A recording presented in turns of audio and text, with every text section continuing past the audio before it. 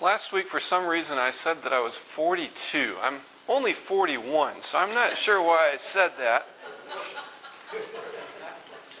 We picked up on that. You picked up on that. You said, what? Oh, we forgot his birthday again. It really doesn't matter whether I'm 41 or 42, except that odds are half my life is already complete. Odds are. Odds are. I may not get to live as long as Kelly or others who have been so fortunate to be blessed with long life. But odds are that's true of all of us in this room. Most of us, maybe all of us, are in the second half of our lives.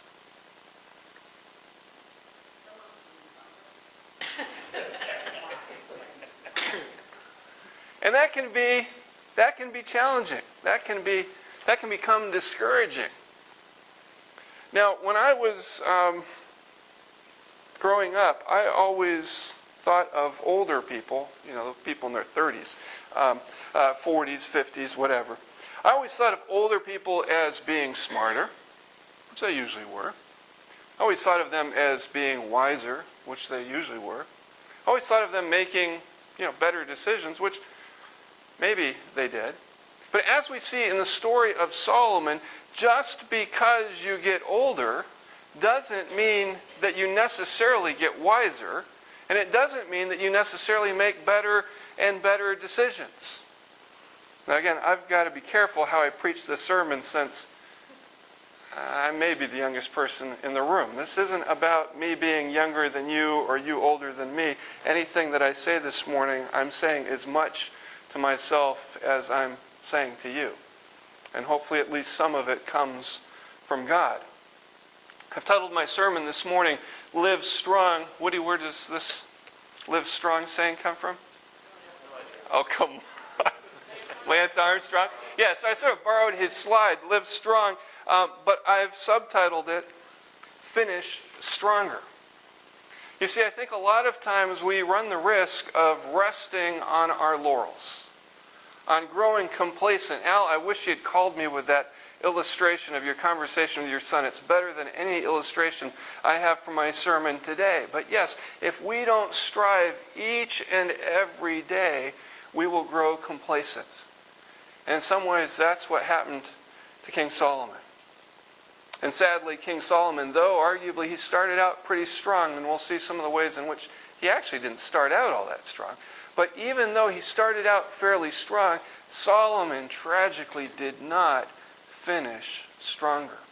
I want to share just a couple of quotes with you to get us going this morning. Billy Sunday was a professional baseball player for a while in the early 1900s, and he came to Christ and he gave that up to become a preacher, and he laid the groundwork that later led to Billy Graham and his crusades. Billy Sunday once said, "Stopping at third base adds no more to the score than striking out. It doesn't matter how well you start if you fail to finish."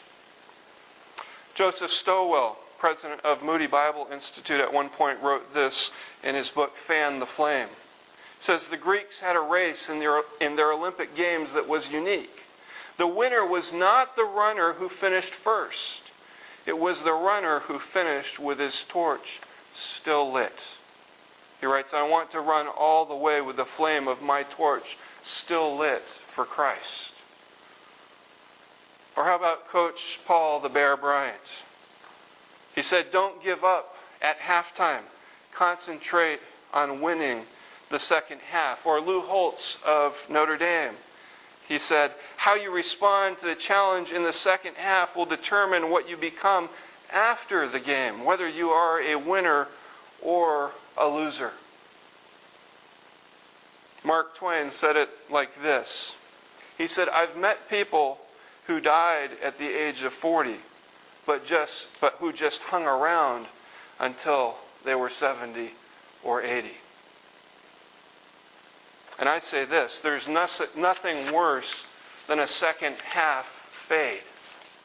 Isn't that absolutely the worst thing when your team is doing great and you're watching that game and you're so excited and you know that they are going to win and then they fall apart? We don't have any teams around this area that do that, do we?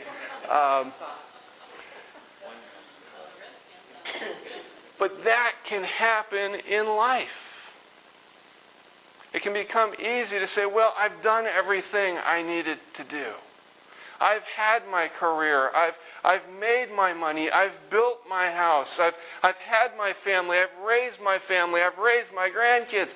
You know, whatever it is, it's easy to get to the point that you say, I'm done.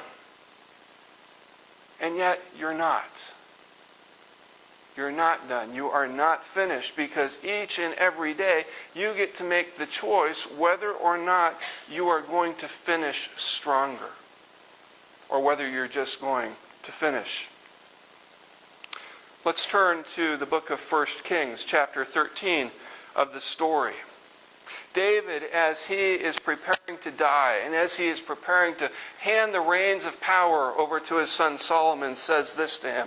He says to Solomon, "So be strong, act like a man, and observe what the Lord your God requires. Walk in obedience to him, and keep his decrees and commands. Do this so that you may prosper in all you do and wherever you go, and that the Lord may keep his promise to me." When God promised David, he said, "If your descendants watch how they live, and if they walk faithfully before me with all their heart and soul, you will never fail to have a successor on the throne of Israel." So David shares these words of wisdom with young Solomon as he's about to take the throne. Now remember, way back in Deuteronomy, I shared this with you when we looked at the anointing of Saul as the first king of Israel. But way back in Deuteronomy 17, God warns Israel through Moses about the dangers or the costs of having an earthly king. And in the midst of that, God says, or Moses communicates to the people of Israel what God has says, "The king, moreover, must not acquire great numbers of horses for himself, or make the people return to Egypt to get more of them. For the Lord has told you, you are not to go back that way again." And then it continues, "And the king must not take many wives, or his heart will be led astray. He must not accumulate large amounts of silver or gold." If you read chapter 13 of the story, does that sound like anyone you may have read about this week? Horses, wives, and gold. Keep that in mind. You see, Solomon started out pretty strong, it seems, except for this. It says, Solomon showed his love for the Lord by walking according to the instructions given him by his father David, except that he offered sacrifices and burned incense on the high places. Pretty significant exception here, right? I mean, he was really good, except that he worshipped other gods. Does that trouble you at all? The king of Israel, whose father instructed him to obey God with all his heart and to walk in his ways, it says he loved God, except that he worshipped other gods. See, Solomon may not have started out quite so strong. And we also read that Solomon, after becoming king, makes an alliance with Pharaoh and marries Pharaoh's daughter. What had the Israelites been told about marrying foreign women? Ixnay on the marrying foreign women, right? I mean, you're not supposed to do it. And so that's one of the first things he does. And he accumulates 12,000 horses. Now, is there anything wrong with horses? What's the problem with acquiring horses? You have to feed them? Well, expensive? Well, what did horses mean at that time? War? Yeah. Power, military power. I mean, you could equally say, don't accumulate 12,000 nuclear missiles or tanks. I mean, that's what this is talking about. Don't build up for yourself tremendous power. And each year he would receive from all his tributes, he would receive 666 talents of gold. Now, if you want to spend a lot of time looking on the internet or in books on why it's 666 talents and the mark of the beast, you can do that. I'm not particularly interested in that. All I know is it was a lot of money, equivalent to about $1.5 billion a year today. That's what he received. He was the wealthiest, the most powerful king around, and he may have had as many, if not more, wives than any other king at his time. But then there's this. God comes to Solomon and says, I'm going to give you one wish. Wish for anything you ask for, and I will grant it to you. And Solomon, instead of asking for riches, instead of asking for long life, instead of asking for power, asks for discernment, for wisdom, for the ability to determine between right and wrong. And so God gives him that wisdom, that discernment. And as proof of that, the text gives us this horrific example of two women, two prostitutes, who come to Solomon to resolve this problem they have. They had both given birth to babies at about the same time. One of them had rolled over on her baby in the night, and that baby had died. And so that woman gets up and she exchanges her dead baby with the other woman's baby. Women who have had children, is there any way that someone could pull your baby away from you and you wouldn't recognize that baby? Yeah, and yet this woman is claiming that this baby is her own. And so this other woman doesn't have proof. They didn't have birth certificates. They didn't have DNA studies. And so they bring the baby. And if you look at paintings of this scene, some very famous paintings, oftentimes you'll see the dead baby laying on the floor as evidence, and a guard holding up the living baby by its foot. I mean, pretty horrific images. This was the tamest one I could find. And so Solomon says, well, they both claim the baby, and I have no idea who's the mother. And so he says, guards, get a sword, cut that baby in half. And the mother of the child says, please don't. Give her the baby. She's willing to spare her baby's life, even if it means losing it. And so Solomon knows that it is her baby, and so he gives it to her. And his wisdom was so great that people would come, including the Queen of Sheba, would come from all over the world and pay to hear his wisdom, to learn from him. Solomon had an amazing resume. He became king somewhere between the age of 20 and 30. Younger than 30, which was the age that David became king, and he prays for wisdom because, Lord, he says, I am but a child, so he's probably closer to 20 than 30. But after about 4 years of being king, he begins to build the temple, and it takes 7 years. Now, it wasn't really that big of a space, not that much bigger than our own church building here, about 90 feet long by about 30 feet wide and 45 feet high. And yet everything in it was gold and handcrafted, and the stones. It says it took 180,000 people and something like 3,000 or 4,000 supervisors to build that one small building over the course of 7 years. And when he was done building the temple, he built his own palace. And I just want you to notice this. I don't want to make a huge deal about it. But the length of the palace was 150 feet, longer than the temple. Its width was 75 feet, twice as wide and more than the temple. And its height was the same.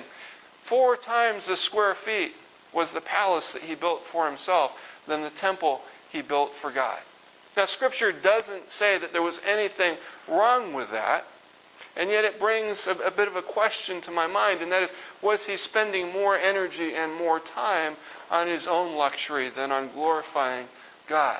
Roland, in our study Tuesday night, pointed out just how much Solomon was accumulating and his wealth. And I think I maybe downplayed that too much, because as I went back and read it, I recognized, Roland, what you were saying, and that is, he was just all about accumulating wealth for himself. And as we'll see next week, the tariff system that he put up to tax his own people became very onerous. And so you were right, they did pay a price for that.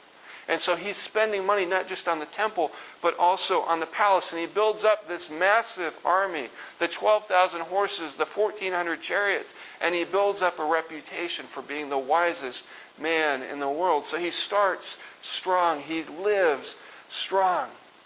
Then in 1 Kings 9, 1 and 2, it says this: when Solomon had finished building the temple of the Lord and the royal palace, and had achieved all that he desired to do.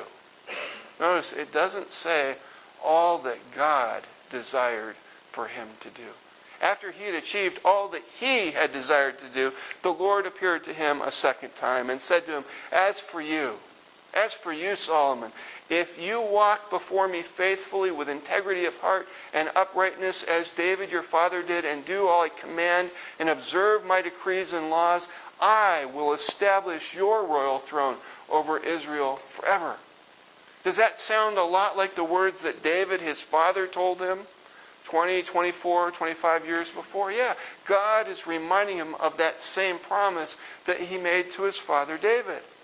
But then God says this, but if you or your descendants turn away from me and do not observe the commands and decrees I have given you, and go off to serve other gods and worship them, then I will cut off Israel from the land I have given them, and will reject this temple I have consecrated for my name. Now, what's the problem with this? What's Solomon doing? How's Solomon living? You see, God presents Solomon with a choice. Even after he's done all these wonderful things, even after his career in some sense has achieved its greatness, he's built the temple, he's built the palace, he has the world's most powerful army, he's the richest king in the world, he is the wisest man in the world, God comes to him and says, Solomon, you have to make a choice. Are you going to continue to live in your lower story, or are you going to live in my upper story? Are you going to live in obedience to me? It says in 1 Kings 11, which was read earlier this morning, it says, however, King Solomon loved many foreign women, besides Pharaoh's daughter. Now, it wasn't that God was against foreign women. Please don't hear from this, if you're looking to get married, that you shouldn't marry a foreign woman. That's not what this is about. This is about commanding the Israelites to not marry someone that didn't worship God, because God knew that they would turn and worship the gods of their wives, as Solomon did. It says they were from nations about which the Lord had told the Israelites, you must not intermarry with them, because they will surely turn your hearts after their gods. And yet this is what Solomon was doing, not just once, not just twice, not just 3 times, but 700 times married.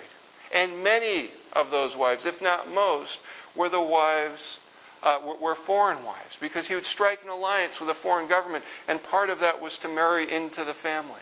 And on top of those 700 wives, he had 300 concubines. Frightening, isn't it? We're doing the math earlier in the week. I can't figure it out. Somehow, 700 wives, 300 concubines. What was the problem? Is that many of these wives worshiped foreign gods, and he was turning his heart to them, and he accumulated gold. See, this is part of that personal interest section on your resume. He had this hunger and thirst for gold. He had this hunger and thirst for women, and he worshiped their gods. So though he started out strong, he isn't continuing to live strong, and it certainly doesn't look at this point in his life that he would finish stronger. It says, nevertheless, Solomon held fast to them in love. Nevertheless, even though God had said, obey me, don't marry foreign women, don't worship other gods, he held fast to them in love, and his wives, it says, led him astray. As Solomon grew old, his wives turned his heart after other gods, and his heart was not fully devoted to the Lord his God as the heart of David his father had been.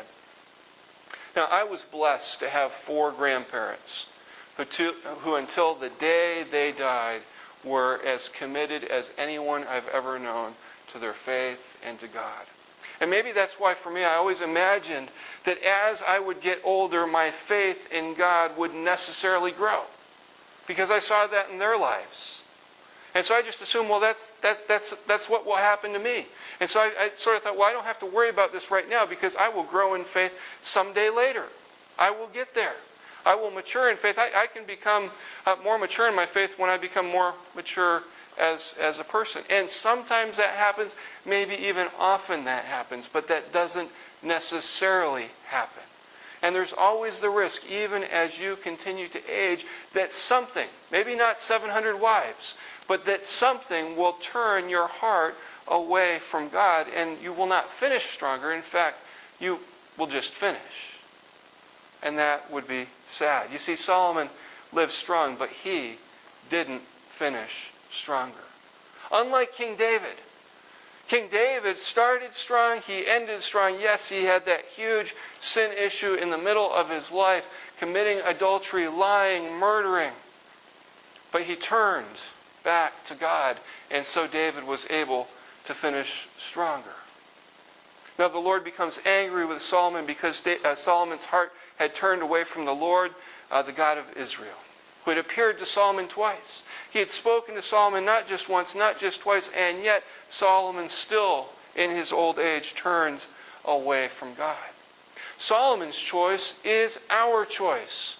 Each of us have to choose. Each of us have to make this choice each and every day, maybe each and every moment. And that is, are we going to continue living in our lower story perspectives, or are we going to live according to God's perspective? And if you're anything like me, you probably bounce back and forth between our perspective and God's perspective, doing things according to what is right in our own eyes and doing things which are right according to God's eyes. The question is, as we age and as we mature, are we moving in this direction or in another direction? There's nothing worse than a second half fade. It's true in football and it's true in life. And so our choice is, are we going to just finish, or are we going to finish stronger? I'm afraid sometimes that when people turn 42, or 72, or 92, whatever the case may be, that they say, well, I've done everything I need to do. All the important stuff is behind me. I can just sit back and relax and enjoy life. Gosh darn it, I deserve it. I've worked hard. And yet I don't know that God calls us to that. God calls us to continuously grow in faith and maturity. God calls us to continuously point others to Him. God calls us to continuously minister His love to others. And so we have to choose between trusting and obeying God or something else. For many people, maybe it's money, or maybe it's sex, or maybe it's power. Notice all three of those things were problematic for Solomon. Gold, women, horses. For some of us, it may be things like comfort and control, which, not knowing what Al was going to share, oftentimes those things lead to complacency. I've got my pension, I've got my house, I've got my health insurance, I'm in relatively good health, I can just sit back. Guess what? Any of that can change in a heartbeat. And so the question is, are we going to simply live? Are we simply going to live just to finish, or are we going to live in a way that allows us to finish stronger? Paul writes to the Corinthians, he says, "Do you not know that in a race all the runners run, but only one gets the prize? Run in such a way as to get the prize." These words are for you, not just for younger folk. You are still running that race. You need to continue to pour yourselves into it. The author of Hebrews writes this, "Let us throw off everything that hinders and the sin that so easily entangles, and let us run with perseverance the race marked out for us, fixing our eyes on Jesus, the pioneer and perfecter of our faith." Running a race isn't easy. It requires perseverance. It requires simply putting that one foot in front of the other. But what happens if you turn around and are running the wrong direction in a race?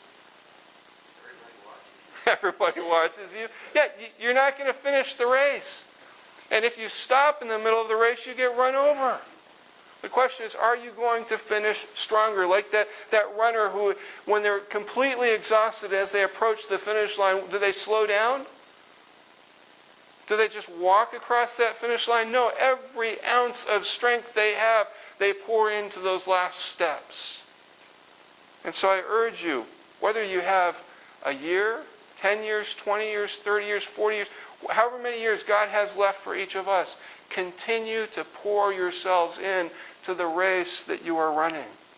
Or as Paul writes to the Philippians, "Forgetting what is behind and straining toward what is ahead, I press on toward the goal to win the prize for which God has called me heavenward in Christ Jesus."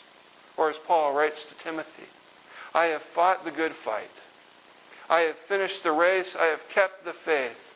Now there is in store for me the crown of righteousness, which the Lord, the righteous judge, will award to me on that day. And not only to me, but also to all who have longed for his appearing. May those words be read at my funeral. May they be read at yours, that we have fought the good fight, that we have finished the race, that we have kept going, that we didn't just give up, that we didn't fade in the second half. May that be said of us. May it be said of us when we approach the throne. May we hear these words, well done, good and faithful servant. Not just because of the way we lived when we were 20, 30, 40, 50, or 60, but also because of the way we lived when we were 70, 80, 90, and even 100. May each of us press on. May each of us seek to finish stronger than we have begun. And if you feel like you haven't lived strong already, that's okay, because you can still finish stronger. And if you feel like you've lived pretty strong, that's okay too, because guess what? You can still finish stronger. Would you pray with me?